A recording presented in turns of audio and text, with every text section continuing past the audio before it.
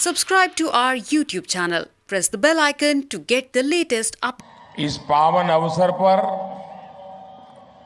आपके बीच आना और यहां कोटी दीपोत्सव का हिस्सा बनना ये बहुत ही सौभाग्य की घड़ी है। शायद ईश्वर के आशीर्वाद है। और आप सब तो जानते हैं कि मैं तो महादेव शिव की नगरी काशी का सांसद हूं। आज बाबा की काशी में देव दीपावली मनाई जा रही है। मैं इस बार काशी नहीं जा पाया हूं, लेकिन जो कमी मैं महसूस करता था वो आज यहां पूरी हो रही है।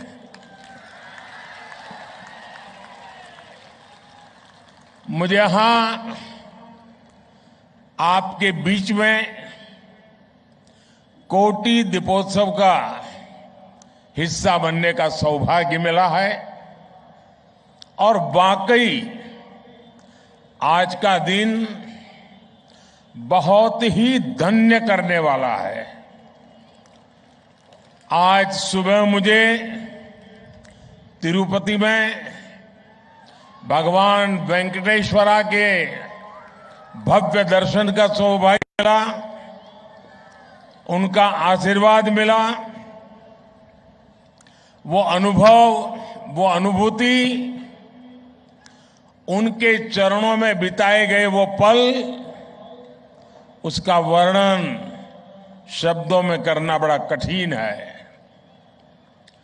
मैंने समस्त देशवासियों के कल्याण के लिए प्रार्थना की और सबके लिए परमात्मा से आशीर्वाद मांगा।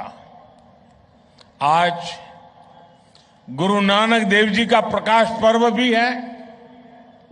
अब से कुछ समय पहले मुझे हैदराबाद में ही गुरुद्वारे में गुरु ग्रंथ साहब के सामने माथा टेकने का भी अवसर मिला और इससे पहले मुझे दिन भर जनता जनार्दन का भी आशीर्वाद मिला।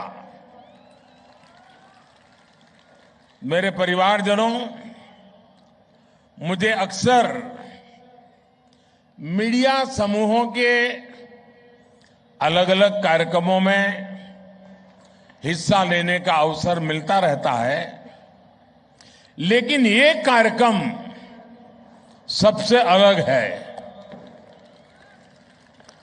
आज एनटीवी भक्ति समूह ने मुझे यहां भक्ति भाव से आप सबसे जुड़ने का अवसर दिया है।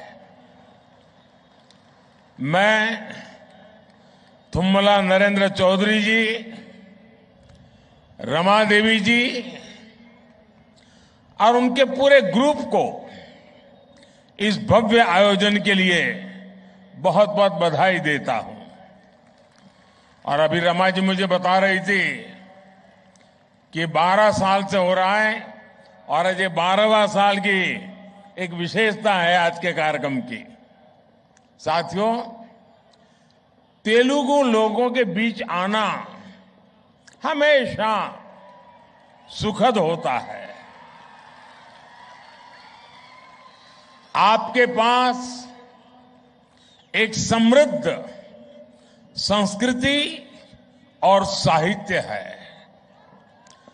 श्रीशैलम से वेमुलावाड़ा तक, भद्राचलम से आलमपुर तक, तिरुपति से यदाद्री तक, यहां आस्था का, आध्यात्म का एक असीम सागर है।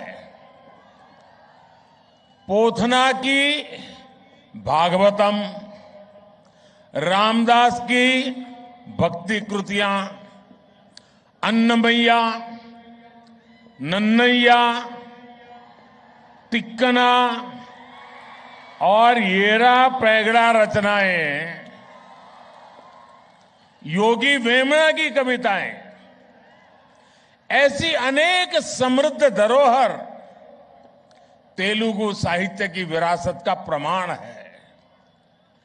आज हम यहां इस विरासत को और सशक्त होते हुए देख रहे हैं। साथियों, हमारे यहां कहा जाता है, दीप ज्योति परब्रह्म, दीप ज्योति परब्रह्म, यानी एक ज्योति भी परम ब्रह्म का स्वरूप होती है। इसका कारण यह है कि दीपक अंधकार का अंत करता है और प्रकाश का संचार करता है। जब हम दीपक की बात करते हैं तो इसका मतलब सिर्फ प्रकाश देने वाला एक माध्यम ही नहीं होता, बल्कि हमें अज्ञान और अभिमान से मुक्ति का भी रास्ता दिखाता है। और हम भारतीयों प्रभु राम की अयोध्या वापसी पर दिया जलाते हैं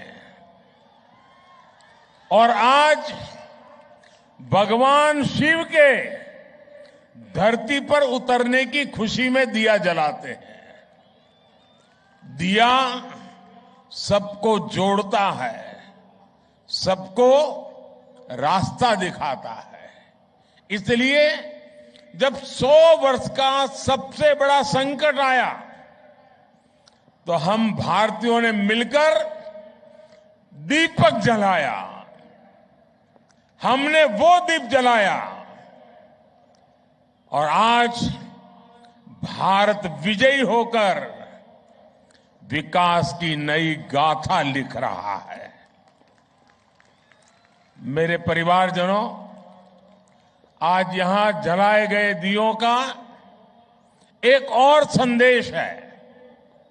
इनमें से हर दिया आस्था का भी प्रतीक है और समृद्धि का भी प्रतीक है।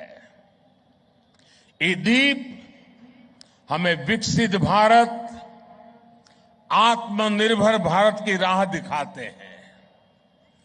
किसी पर्व पर जब हम कुछ भी स्वदेशी खरीदते हैं तो हम न जाने कितने परिवारों के घर में समृद्धि का दीप जलाने का काम करते हैं। हम ऐसे लोगों को कौशल और शिल्प की ज्योति प्रकाशित रखने के लिए भी प्रेरित करते हैं। इसी तरह जब हम नेचुरल फार्मिंग को बढ़ावा देने के लिए आगे आते हैं तो हम धरती मां को केमिकल से मुक्त करने का दीप जलाते हैं। जब हम स्वच्छता के लिए एकजुट होते हैं, जब हम जल संरक्षण पर, नदियों और झीलों को साफ करने पर ध्यान देते हैं, तब हम आने वाली पीढ़ियों के लिए इस धरा को बेहतर बनाने का दीप जलाते हैं। हर अच्छा प्रयास एक दीपक की तरह आने वाली पीढ़ी दर पीढ़ी तक अपना प्रकाश फैलाता रहता है।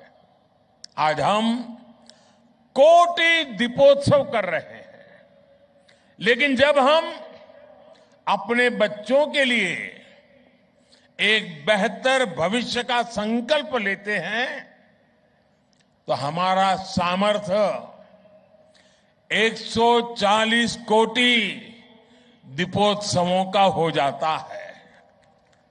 साथियों, आज जब हम देवी देवताओं से प्रार्थना कर रहे हैं, मानवता के कल्याण की बात करते हैं, तो हमें अपनी प्रार्थना में उन श्रमिक भाइयों को भी स्थान देना है जो बीते करीब 2 सप्ताह से उत्तराखंड की एक टनल में फंसे हुए हैं। सरकार और तमाम एजेंसियां मिलकर उन्हें संकट से बाहर निकालने में कोई कोर कसर बाकी नहीं छोड़ रही है। लेकिन इस राहत और बचाव अभियान को हमें बहुत सतर्कता से ही पूरा करना है। इस अभियान में प्रकृति हमें लगातार चुनौतियां दे रही है, लेकिन हम डटे हुए हैं, 24 घंटे प्रयास कर रहे हैं। हमें प्रार्थना करनी है उन श्रमिकों के सकुशल निकलने के लिए और जल्द से जल्द निकलने के लिए। हमें हिम्मत देनी है, हौसला देना है उन श्रमिकों के परिवार को कि पूरा देश आपके साथ है।